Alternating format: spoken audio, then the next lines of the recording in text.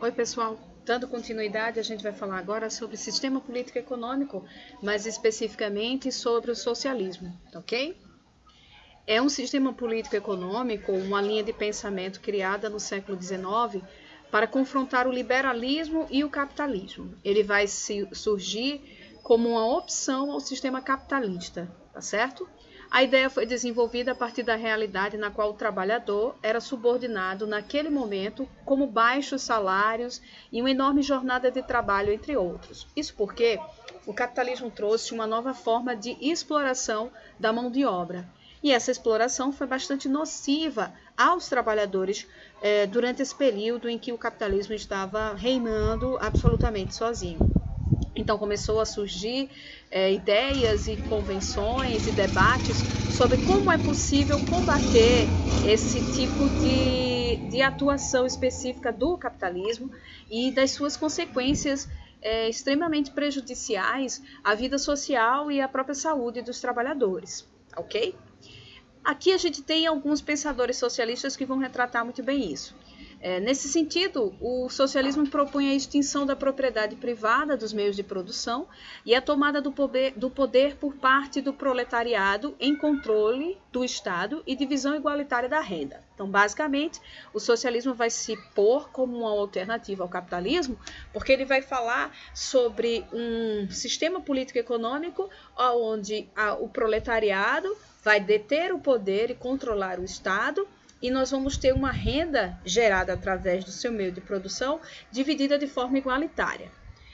Os precursores dessa corrente de pensamento foi o Saint-Simon, né? O Charles Fourier, o Louis Blanc, o Robert Owen, e também conhecidos como o que a gente chama de socialismo utópico. E a palavra utópico, de onde ela vem? Qual é o sentido da palavra utópico? Utopia, né, pessoal? Sonho. A gente tem uma classe, um sistema político-econômico, onde nós vamos ter uma justiça social, uma sociedade de classes iguais. É impossível, é um sonho, por isso que é uma utopia, por isso que foi classificado como socialismo utópico. Outros pensadores importantes que se enquadram no socialismo científico, né, que já é uma outra corrente do mesmo socialismo, são os conhecidos Karl Marx e Friedrich Engels, tá? Aqui a gente tem um exemplo, uma ilustração de um debate socialista da época. E nesse processo a gente vai ter a Rússia surgindo como um país, uma região crucial para o socialismo. Apesar das ideias socialistas terem sido criadas ainda no século XIX, foram somente no século XX colocadas em vigor. O primeiro país a implantar esse regime político foi a Rússia, a partir de 1917, quando ocorreu a Revolução Russa, né? Momento em que o governo monarquista da Rússia foi retirado do poder e instaurado o que eles chamavam de socialismo. Após a Segunda Guerra Mundial, esse regime foi introduzido em países do leste europeu. Nesse mesmo momento, outras nações aderiram ao socialismo em diferentes lugares do mundo. E aí a gente vai ter o exemplo da China, de Cuba e alguns países africanos e outros no Sudeste Asiático, tá? Esse é o momento de expansão da corrente socialista. Aí nós vamos ter um pequeno embate. O socialismo entra em vigor e ele vai se ater, ele vai confrontar diretamente com as ideias capitalistas, porque é praticamente o oposto do que o capitalismo prega. A socialização dos meios de produção, todas as formas produtivas, como indústrias, fazendas, entre outras, passam a pertencer à sociedade e são controladas pelo Estado, não concentrando a riqueza nas mãos de uma minoria, ou seja, tudo que o capitalismo não prega. Não existem classes, ou seja, existe somente a classe trabalhadora e todos possuem os mesmos rendimentos e oportunidades. Bem utopia isso, né? Economia planificada. A economia era planejada quinquenalmente, ou seja, a cada 5 anos, de acordo com as necessidades que a população e a sociedade apresentavam. E daí entra um problema gigantesco, porque a economia é uma questão dinâmica. As necessidades da sociedade e da população é uma questão dinâmica. Você não pode planejar algo tão dinâmico, algo tão móvel, algo tão diferenciado, né? Porque de repente acontece uma crise, um problema de abastecimento, um problema de agropecuária, e o que você planejou não funciona, não corresponde mais à realidade. Essa economia planificada corresponde a todo o controle dos setores econômicos dirigidos pelo Estado, determinando os preços, os estoques, o salário, regulando o mercado como um todo, ok? Aqui a gente vai ter algumas comparações importantes, vocês devem estar atentos a isso. O capitalismo ele estabelece um domínio total ou parcial dos meios de produção. O socialismo vai falar do controle executado pelo Estado, ou seja, no capitalismo os meios de produção, a economia privada, o setor privado, o mercado vai ser livre e vai dominar, e no socialismo o Estado vai controlar essa produção. No capitalismo, o controle do mercado é desempenhado pela livre concorrência, pela competição, e no socialismo, o Estado vai ter o monopólio desse mercado. É ele quem vai mandar. No capitalismo, vão haver altos investimentos designados ao desenvolvimento de setores produtivos, indústrias, infraestruturas, serviços, e no socialismo, a gente vai ter um direcionamento dos investimentos proveniente dos órgãos estatais. No capitalismo, existe a sociedade dividida em classes, sendo uma composta por elite, dona dos meios de produção, ou seja, os burgueses, e os proletários, que são os trabalhadores. No socialismo, não há distinção de classes, pois todos são donos do meio de produção. Vejam bem, a principal diferença é que no capitalismo existe a burguesia e o proletário, a burguesia detendo o capital, os meios de produção, o proletário trabalhando, exercendo sua força de trabalho em troca de um salário. E o capitalismo ele vai gerar lucros absurdos para os empresários. Mas aí você se pergunta, e por que o capitalismo ainda é dominante, já que, na teoria, ele é nocivo, ele não é uma coisa boa para os trabalhadores? É porque o socialismo é uma utopia, é um sonho. Porque o socialismo não é possível numa sociedade que nós vivemos extremamente egoísta, extremamente desigual. O socialismo não é possível, haja vista que a gente está falando de uma sociedade competitiva, de uma sociedade de consumo.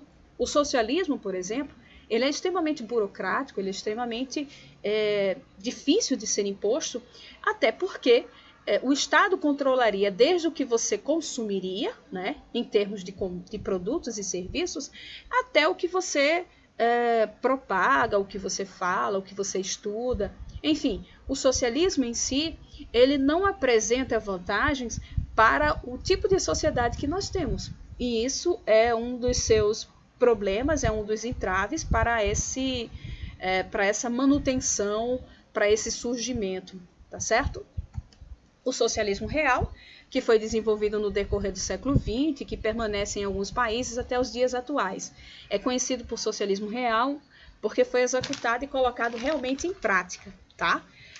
O socialismo ideal é aquele desenvolvido no século XIX, que pregava uma sociedade sem distinção e igualitária, que acabava de vez com as ideias capitalistas. Então a gente vai ter o socialismo real, que foi o que foi desenvolvido em Cuba, na China, na própria Rússia, no século XX, e nós vamos ter o socialismo ideal, que é aquele que fala em uma sociedade sem classe, sem burocracia, sem corrupção.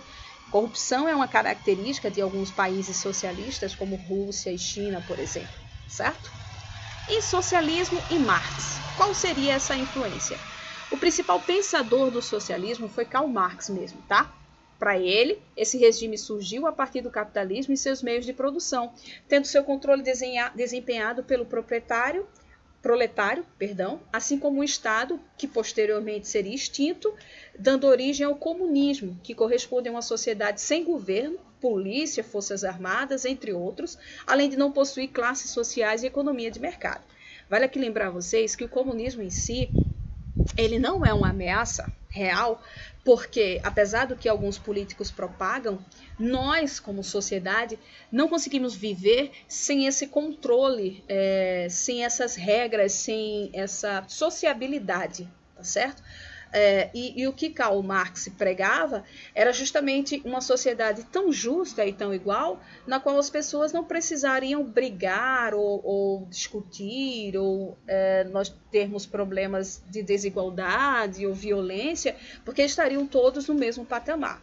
E o que a gente sabe é que isso é impossível de acontecer, né? Então Marx, ele falou muito sobre isso, mas infelizmente a gente vive uma sociedade desigual.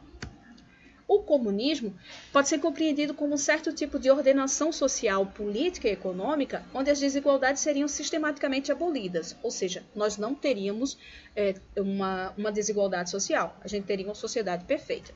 Por meio dessa premissa, a experiência comunista parte de um pressuposto comum, onde a desigualdade social gera problemas que se desdobram em questões como a violência, a miséria e as guerras.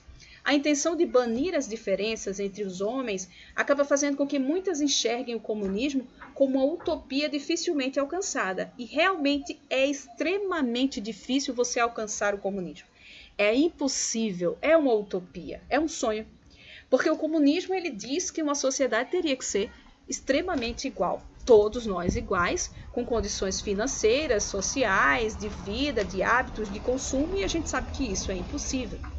No período de ascensão da burguesia mercantil, outros pensadores também se preocuparam em criticar os valores de seu tempo em favor de uma sociedade ideal. No século XVI, Thomas More reagiu à obra Utopia, e lançou novas bases onde o comunismo seria vivido por meio de mecanismos que subordinassem a individualidade em prol do coletivismo, contrariando uma tendência do pensamento renascentista, onde o individualismo buscou uma maior comunhão social. Na verdade, o individualismo é uma característica bastante peculiar do sistema capitalista, do sistema de economia consumo, da nossa necessidade exclusiva e gigantesca de consumo e do nosso individualismo sem nos preocupar com a coletividade, ok? A Revolução Inglesa, no século seguinte, foi visto como uma experiência histórica que deu brecha a práticas comunistas. Em meio às reivindicações da nascente burguesia britânica, trabalhadores urbanos e camponeses reivindicavam o fim das propriedades privadas e a coletivização igualitária das riquezas, ou seja, a ideia de uma sociedade igual, onde todos pudessem desfrutar cada vez mais das benesses e dos benefícios sociais. O desenvolvimento da sociedade capitalista trouxe novas aspirações ao pensamento comunista. O auge dessas tentativas de explicação das desigualdades surgiu com os pressupostos do socialismo científico de Marx e Engels, inspirados pela dialética hegeliana, e uma interpretação histórica das sociedades. Esses pensadores buscaram na realidade material a construção de um argumento que colocou no antagonismo das classes sociais as bases de transformação do mundo. Ou seja, eles defendiam que o capitalismo incentivava a segregação, a desigualdade, a miséria, a pobreza, as diferenças, e que só a partir do comunismo, originado do socialismo, na verdade, nós teríamos uma sociedade mais justa. E aí, gente, vale deixar claro que isso é impossível, isso é um sonho, isso é uma utopia, porque a nossa própria sociedade, nós, seres humanos, somos extremamente egoístas e competitivos, não é? Além de que fomos habituados a ter uma visão consumista do mundo, a ter uma visão de individualismo, A minha vontade vai se sobrepor à vontade do meu vizinho, porque eu trabalho mais, estudo mais ou coisas parecidas. Enfim, essa ideia de sistema político-econômico é importante discutir e é importante saber a sua origem, tá certo? E quando a gente fala muito do comunismo, é importante ressaltar que ele não foi colocado em prática em nenhum país do mundo. E ele não é uma ameaça real, porque nós, seres humanos, nossa sociedade já está extremamente adaptada às características do capitalismo. E os críticos, quando falam isso, eles falam especificamente numa necessidade realmente de se mudar as consequências do sistema capitalista, especialmente para a classe mais pobre, de gerar oportunidades numa distribuição mais justa e igual dessa renda, tá bom? Aqui, por fim, tem a imagem do fantasma do comunismo, que ilustra bem essa ideia, Muitas pessoas hoje falam do sistema comunista, mas não faz ideia do que ele prega, tá ok? E eu espero que vocês tenham gostado. Essa foi nossa última aula sobre sistema político-econômico, mas aprofundem bastante esse tema. Eu vou falar um pouco na próxima aula sobre a Guerra Fria, já para ilustrar essa diferenciação, onde o mundo era bipolar e a gente tinha essas ideias sendo bem disputadas, ok? Até lá!